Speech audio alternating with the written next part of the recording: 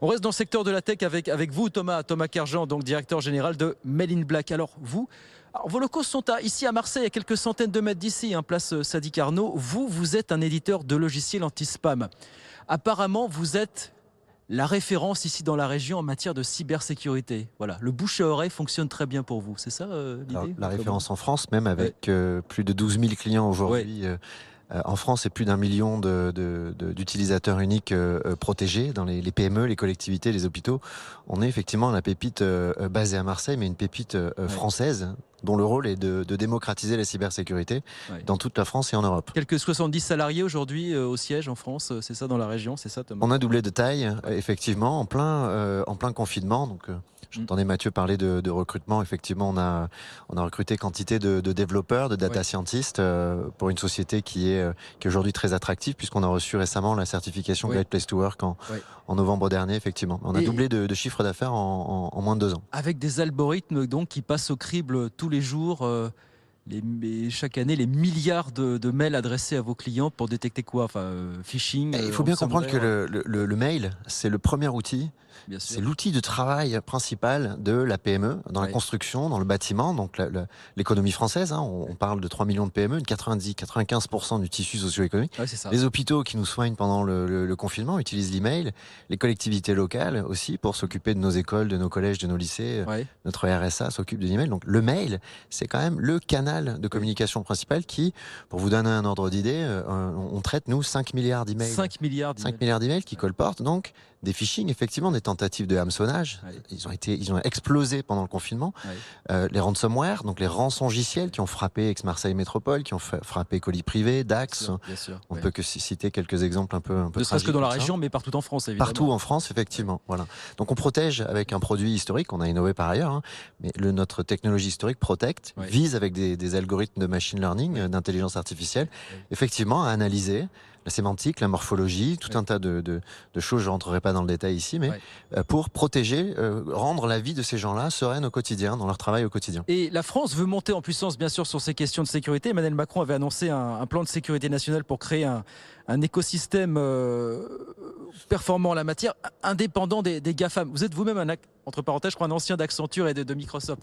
Et vous allez faire partie justement de cette armada, de cette team France, justement, pour monter en puissance sur ces questions de sécurité chez Made in Black, c'est ça, Effectivement, et très fier d'avoir fait mes armes à la direction de l'intelligence artificielle, de la cybersécurité, du cloud de Microsoft. Mais aujourd'hui, en tant que Marseillais, très fier aussi d'être revenu. Donc, vous le disiez, dans le cadre du plan de relance lancé par le président de la République, Made in Black fait partie des 11 lauréats. On en est super fiers. Des 11 lauréats du grand défi cybersécurité, un programme qui vise justement à créer un écosystème made in France capable de répondre de manière souveraine à notre sécurité. Entreprise créée en 2003, donc Made in Black, on le disait, quelques dizaines de salariés ici, place Sadi Carnot, à quelques centaines de mètres d'ici. Il y a eu une levée de fonds en 2019, je crois 14 millions d'euros pour accélérer le développement. Où est-ce que vous êtes présent aujourd'hui? En France principalement, mais un petit peu partout aussi, dans d'autres pays ou comment? Alors principalement en France, notre stratégie est déjà de nous consolider en France. Ces 14 millions de levée de fonds en 2019 ont servi à moderniser les technologies historiques et surtout à lancer une nouvelle solution, une solution Phishing Coach qui tombait à point nommé pendant le confinement puisqu'elle vise à régler ce problème du manque d'éducation, on en parlait tout à l'heure, du manque de sensibilisation des employés en entreprise qui constitue 90% du problème de la faille de sécurité. Donc on a créé une approche logicielle super simple, très efficace, démocratique et la moins coûteuse du marché. On s'est volontairement positionné à un prix beaucoup plus bas que nos concurrents américains, qui permet donc de simuler des attaques, si vous voulez, simuler des attaques auprès des employés et les éduquer au moment de l'erreur pour, quelque part, amener plus de cybersagesse dans cette époque où le numérique devient effectivement partie intégrante de la vie. C'est une éducation qui se fait peut-être un peu plus depuis la crise, mais pas encore suffisamment. Même question, je vous posais la même question que je posais à Mathieu à l'instant. Qu'est-ce qui manque pour qu'en matière de tech, la région soit encore plus attractive, que ça prenne encore plus finalement? Même question que je posais à Thomas finalement, je vous la pose à vous, Thomas, pardon. Oui, moi ce que je constate plutôt c'est une amplification très forte post-confinement. On attire des Allemands, des Anglais, des Italiens, des Lyonnais qui veulent à la fois travailler sur des projets qui ont un impact. Et donc là, ils sentent qu'ils peuvent travailler sur un projet où l'entreprise a un impact.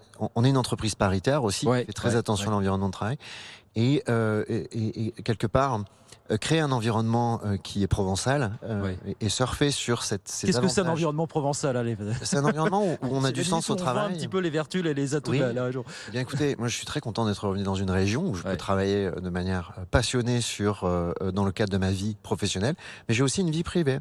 Je vais chercher ma fille à l'école à 17h45 et j'invite tout employé à couper son activité après 18h. C'est absolument inutile pour l'équilibre de vie. Et ça, je pense que c'est quelque chose qui, post-Covid, est très attractif. Même question, l'atout provençal pour vous, si je vous demandais en quelques secondes. Oui, je suis assez d'accord avec Thomas. Alors, je vais chercher mes enfants un peu plus tard à l'école.